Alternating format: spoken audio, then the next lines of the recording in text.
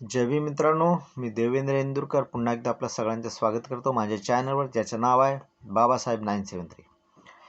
मित्रांनो, तुम्हाला जर खरंच असं वाटत असेल की बाबासाहेबांचं ज्ञान, गौतम बुद्धाचं ज्ञान हे जास्तीत जास्त लोकांपर्यंत गेलं पाहिजे, पोहोचलं पाहिजे, तर जास्तीत जास्त प्रमाणात माझ्या चॅनलला सबस्क्राईब करा, लाईक करा, शेअर करा, कमेंट करा. कारण बाबासाहेबांनी जे लिहिलेले पुस्तक आहे ते जसेच्या तसं मी तुम्हाला वाचून सांगत आहे. ठीक आहे, जास्तीत जास्त सबस्क्राईब कराल, लाईक शेअर वगैरे कराल तर व्हिडिओ यूट्यूब जो आहे हा व्हिडिओ जास्तीत जास्त लोकांपर्यंत पोहोचेल.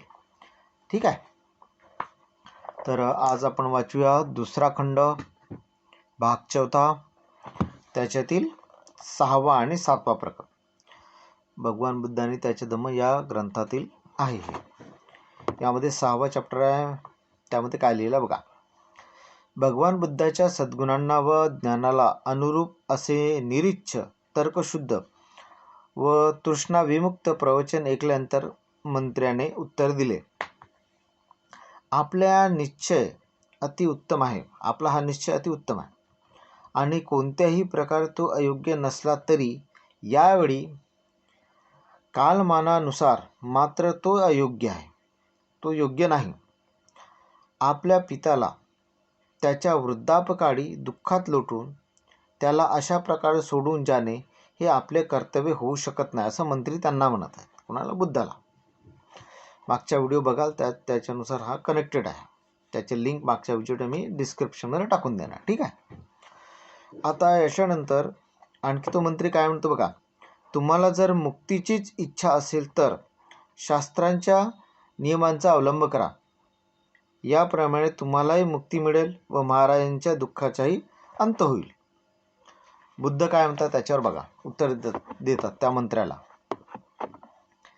अज्ञेय व वादग्रस्त असा सिद्धांत आणि शेकडो पूर्वग्रहाने युक्त असा कोणताही युक्तिवाद की ज्याचे डोके खाली पाय वर आहेत मी मान्य करू शकत नाही.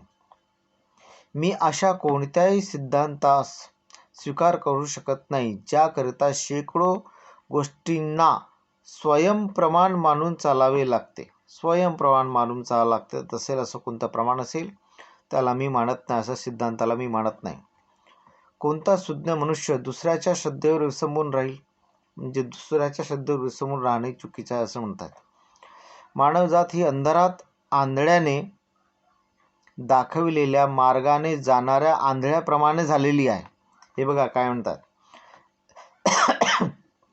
मानवजात ही अंधारात आंधळ्याने दाखविलेल्या मार्गाने जाणाऱ्या आंधळ्याप्रमाणे झालेली आहे.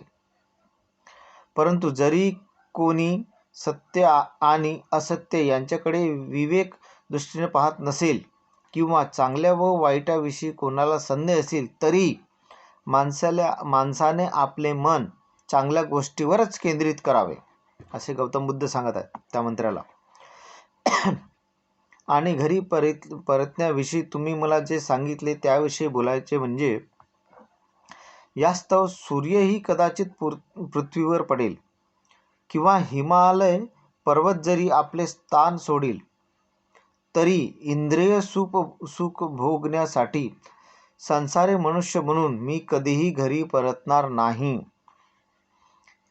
मी भटकलेल्या अग्नीत प्रवेश करीन, परंतु माझे मानवतेच्या कल्याण करण्याचे उद्दिष्ट साध्य केल्याविना मी घरी परत जाणार नाही. एवढे बोलून तथागत उठले आणि आपल्या दृढ निश्चयानुसार सर्वार्थ उपेक्षाभाव उपेक्षावान होऊन पुढे चालू लागले. त्यांना अविचल निश्चय ऐकल्यानंतर दुःखाने भारावून विषण्ण नजरेने तो मंत्री आणि ब्राह्मण अश्रुयुक्त डोळ्यांनी हळूहळू कपिलवस्तूला परतले. हे बघा, अशा पद्धतीचं अतिशय चांगल्या प्रकारचे ज्ञान, तत्वज्ञान गौतम बुद्ध त्यांना सांगत आहेत आणि अतिशय चांगल्या पद्धतीने बाबासाहेबांनी या ग्रंथामध्ये लिहिलं आहे. तर मित्रांनो, हे विचार, बाबासाहेबांचे विचार, भगवान बुद्धाचे विचार जास्तीत जास्त लोकांपर्यंत पोहोचावे असे तुम्हाला वाटत असेल तर प्लीज चॅनलला सबस्क्राईब करा, लाईक करा, शेअर करा, कमेंट करा. कारण हे केल्याने जास्तीत जास्त कराल तुम्ही हे तर यूट्यूब जास्तीत जास्त लोकांपर्यंत हे व्हिडिओ पोहोचवणार. म्हणजे हे विचार पोहोचणार बाबासाहेबांचे गौतम बुद्धाचे. ठीक आहे. जय भीम.